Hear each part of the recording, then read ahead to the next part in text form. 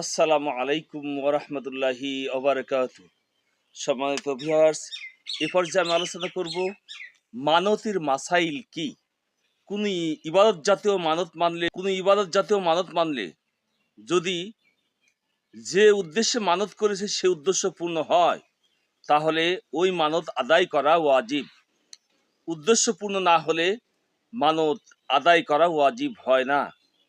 আর কোনো উদ্দেশ্য ব্যতীত এমনিতেই আল্লাহর নাম নিয়ে কোনো কিছুর মানত করলে তা পূর্ণ করা ওয়াজিব। শরীয়তের খেলাফ মানত মানলে তা পূর্ণ করা যাবে না।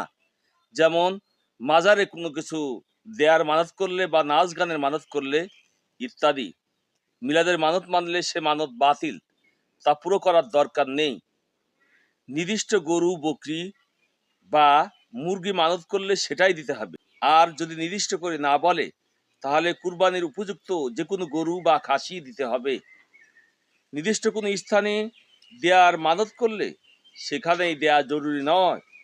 যেমন মক্কা শরীফে মা মদিনায় দেয়ার মানত করলে সেখানেই দেওয়া জরুরি নয়, অন্য স্থানেও দেওয়া যাবে। নির্দিষ্ট কোনো দিনে বা নির্দিষ্ট কোনো মিসকিনকে দেওয়ার মানত করলে সেই নির্দিষ্ট দিনে বা নির্দিষ্ট মিসকিনকে দেওয়া জরুরি নয়, অন্য যে কোনো দিন বা অন্য যে কোনো মিসকিনকে দিলেও চলবে। নির্দিষ্ট কোনো মসজিদে নামাজ পড়ার মানত করলে সে মসজিদে নামাজ পড়া জরুরি নয়, বরং যে কোনো মসজিদে নামাজ পড়লে মানত আদায় হয়ে যাবে। যদি কেউ মানত করে যে 10 জন হাফেজ বা 10 জন আলেমকে খাওয়াবো, তাহলে হাফেজ বা আলেমকে খাওয়ানো জরুরি নয়, 10 জন মিসকিনকে খাওয়ালেও চলবে। যে কয়জন মিসকিনকে খাওয়ানোর মানত করবে সেক্ষেত্রে দেখতে হবে তার নিয়াত কি ছিল। যদি এক ওয়াক্ত খাওয়ানোর নিয়াত থাকে তাহলে এক ওয়াক্ত খাওয়ালেই চলবে।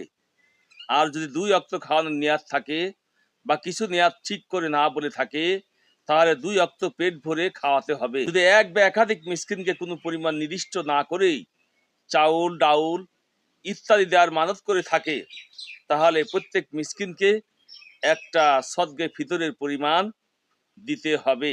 যদি রোজার মানত করে থাকে তাহলে রোজার মানত করতে হবে, বাস্তবে পালন করতে হবে। এক আল্লাহ ব্যতীত অন্য কারো নামে মানত করা জায়েজ নেই, সেদিকেও আমাদের খেয়াল করতে হবে। সম্মানিত উপস্থিতি, রোজার মানতের ব্যাপারে যেটা মাসাইল, যদি কেউ আল্লাহর নামে রোজা রাখার মানত করে তাহলে সেই রোজা রাখা ওয়াজিব হয়ে যায়। তবে কোনো শর্তের ভিত্তিতে মানত বাঁধলে সেই শর্ত পূরণ হওয়ার পূর্বে ওয়াজিব হয় না, শর্ত পূরণ হলেই ওয়াজিব হয়।